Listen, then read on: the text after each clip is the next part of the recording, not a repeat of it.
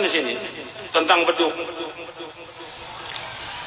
supaya antum juga tahu, karena ini mengganggu benar ini, karena ini alat bagian daripada alat musik ini.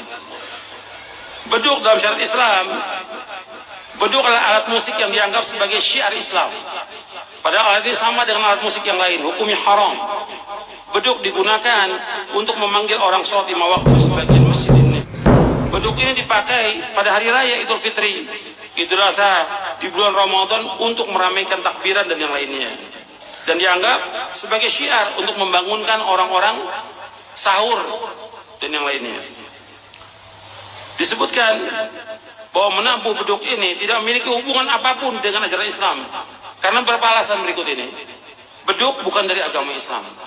Yang kedua, menabuh beduk adalah kebiasaan orang-orang kafir, ahlul kitab, dan ada dalam keyakinan animisme dan dinamisme yang digunakan untuk memanggil roh-roh nenek moyang mereka. Beduk tidak termasuk dalam syiar agama Islam, dan beduk tidak ada hubungannya dengan ibadah-ibadah dalam Islam, sama sekali nggak pernah ada. Menabuh beduk adalah perbuatan bid'ah dalam agama Islam. Menabuh beduk termasuk tasyabbuh dengan orang-orang kafir, sedangkan menyerupai orang kafir tidak boleh. Beduk disukai oleh iblis dan syaitan. Beduk tidak disukai oleh Rasulullah SAW dan para malaikat dan para sahabat. Menabuh beduk mengganggu kaum muslimin. Menabuh beduk mengganggu tetangga, orang yang sedang tidur atau orang sakit. Menabuh beduk termasuk membuang-buang waktu. Menabuh beduk perbuatan yang sia-sia dan tidak ada manfaatnya, dan yang lainnya disebutkan. Bahkan nggak ada ganjaran, nggak ada pahala, tapi orang bergantian mukul beduk, ya. Dan untuk memanggil sholat, yang ada apa? Azan. Dan azan itu hanya ada untuk sholat yang 5 waktu aja.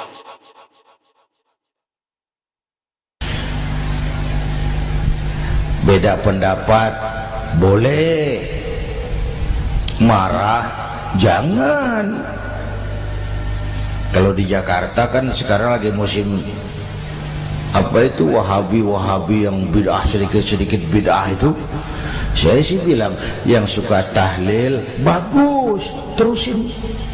Yang nggak suka tahlil nggak apa-apa, tapi jangan mencaci maki yang suka tahlil. Orang yang mabuk masih banyak kok yang tahlil dicaci maki. Kita ini seperti orang kurang kerjaan. Waktu guru saya Hadratul Mukarram Kiai Haji Dr. Idham Khalid wafat, saya ajak orang baca Fatihah. Selesai, saya lagi duduk di belakang, seorang pengusaha nemui saya, Kiai, kenapa? Saya coba ingin kepastian. Apa? Orang yang sudah mati dibacakan Fatihah itu, apa pahalanya sampai? Saya bilang gini, Mas, kamu kalau nggak percaya mati aja dulu. Saya bacain Fatihah, tunggu di sono. Kalau nggak nyampe balik lagi nggak apa-apa.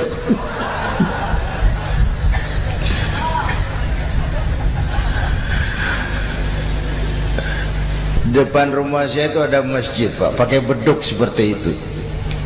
Ada teman saya,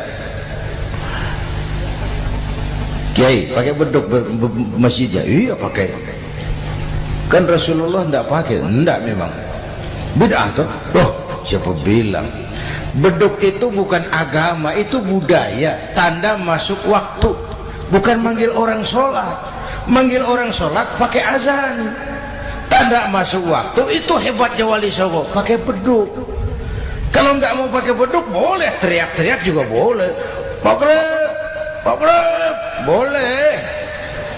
Tapi Wali Songo kan bijaksana, pakai beduk saja, sekali pukul satu desa dengar.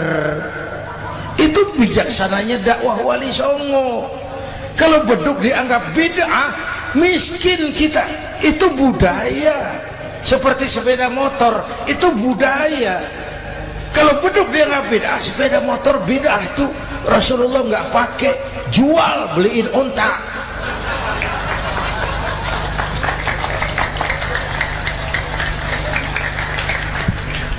Ayo cari persamaan, jangan memperbesar perbedaan. Hormati pendapat orang kalau pendapat kita juga ingin dihormati. Kasus Ahmadiyah meledak lagi di Cikesik, Banten. Lalu pendekar-pendekar HAM menganggap itu tirani, mengganggu kebebasan beragama. Dia lupa bahwa Ahmadiyah masalahnya bukan kebebasan beragama, tapi penodaan terhadap agama. Kalau kebebasan beragama sih umat Islam welcome. Orang mau Hindu, mau Buddha, mau Kristen bebas memilih agamanya masing-masing.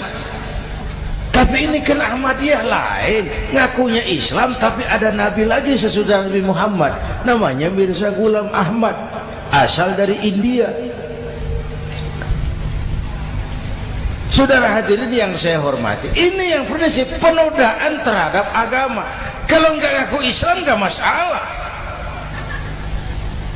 Supaya mau aman caranya cuma dua, Ahmadiyah jadi agama sendiri, karena Malaysia sudah melarang, Brunei sudah, Rabito Alam Islami menyatakan aliran sesat, Saudi Arabia melarang pengikut Ahmadiyah pergi bikin haji, dia dianggap non muslim.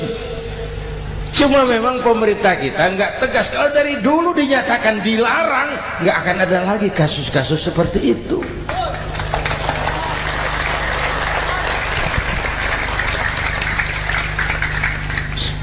Nah, selain itu kita umat juga harus disiplin. Coba sudah berapa banyak nabi bermunculan di Indonesia. Dan Indonesia ini saya heran, Indonesia ini pasar bagus, Pak. Kalau ada nabi, ada aja pengikutnya, saya heran tuh. Indonesia ini pasar bagus. Ada Ahmad Musaddiq Al-Qiyadah, jadi nabi. Konsultan bulu tangkis jadi nabi. Dapat wahyunya di Bogor, ditangkap polisi 4 tahun. Muncul lagi di Bandung, namanya Sayuti, tukang cukur, ngaku dapat wahyu jadi nabi, ditangkap polisi lagi 2 tahun. Di Malang Ustadz Roy, ya sebenarnya petinju, dia masuk Islam, mu'alaf, belajar Islam tidak pakai guru, diutak-atik ayat Quran. Sholat kita harus mengerti artinya, maka sholat boleh pakai bahasa masing-masing. Ramai masjid. 2 tahun penjara. Di Jakarta muncul lagi Lia Edan, ngaku Jibril, ditangkap juga oleh polisi. Kita salut sama polisi kita lah, bukan cuma teroris, Jibril ditangkap. Kapolres. Saya bilang sama teman-teman polisi, untung dia ngaku Jibril, Pak. Coba kalau dia ngaku Israel, lebih gawat itu.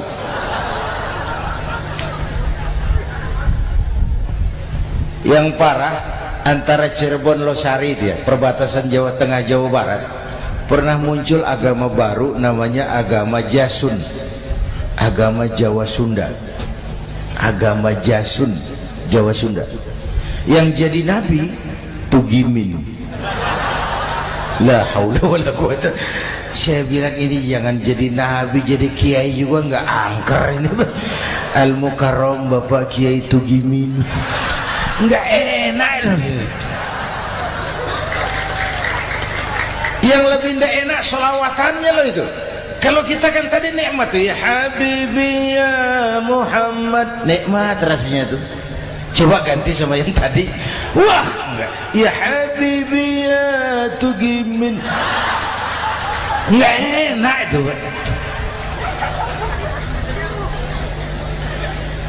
Jadi umat Islam itu sangat menghormati orang lain agama. Soal agama orang lain, lakum dinukum, awas hati-hati kalimatnya.